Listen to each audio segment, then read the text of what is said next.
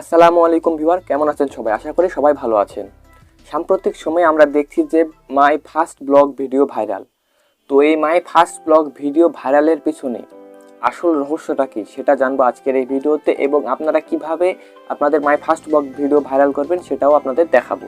তো আজকের এই ভিডিওটা অনেক বেশি গুরুত্বপূর্ণ হতে চলেছে, তাই ভিডিওটি সম্পূর্ণ দেখুন।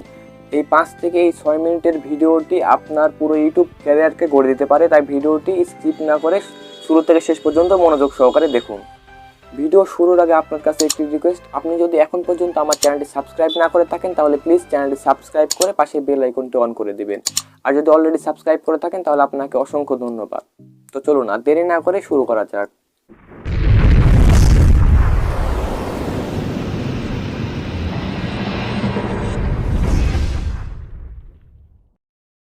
Welcome back viewers.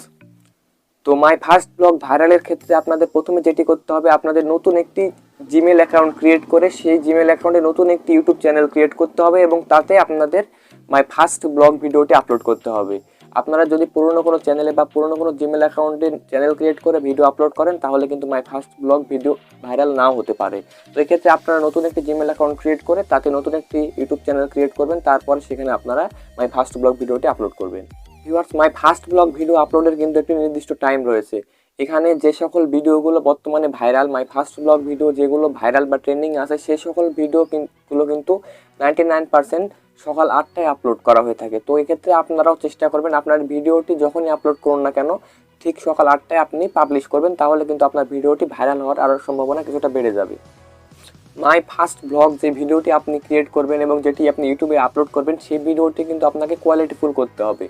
এখানে কোয়ালিটিফুল করার ক্ষেত্রে আপনাদের ভিডিওতে আপনি আপনার শুধুমাত্র আপনার পরিচয় দেবেন। এক্ষেত্রে আপনি বেশি কিছু বলতে যাবেন না, বেশি কিছু বলতে গেলে কিন্তু আপনার ভুল হয়ে যাবে। সেক্ষেত্রে এটা যেহেতু আপনার ফার্স্ট ব্লগ, সেক্ষেত্রে আপনি চেষ্টা করবেন ভিডিওটি ছোট আকারে শুধুমাত্র আপনার পরিচয় দিয়ে শেষ করা।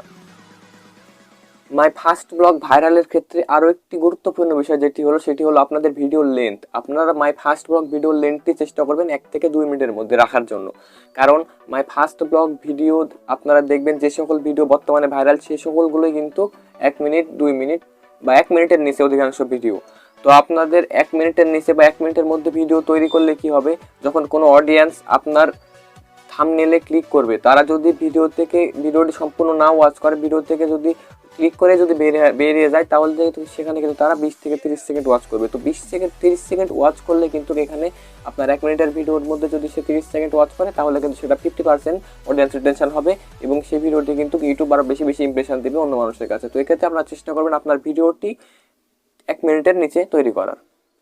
তারপরের যে বিষয়টি আছে সেটি হলো মাই ফার্স্ট ব্লগ ভিডিও ভাইরালের ক্ষেত্রে আপনারা কিন্তু টাইটেলে শুধুমাত্র মাই ফার্স্ট ব্লগ লিখবেন এবং আপনার যে অন্যান্য ট্যাগগুলো সেগুলো কিন্তু আপনি ভাইরাল যে ট্যাগগুলো আছে মাই first blog video on YouTube এই সকল কিন্তু আপনি আপনার ডিসক্রিপশন বক্সে এবং আপনার টাইটেলে ট্যাগে দেবেন। আপনারা টাইটেলে শুধু মাই ফার্স্ট ব্লগ রাখবেন আর ডিসক্রিপশনে আপনারা পারলে যে ভাইরাল ভিডিওটি আছে সেই ভাইরাল ভিডিও ডিসক্রিপশনটি কপি করে আপনি ইউজ করতে পারেন এবং সেই ভাইরাল ভিডিওর ডিসক্রিপশন থেকে ট্যাগগুলো কপি করে কিন্তু আপনি ইউজ করতে পারেন।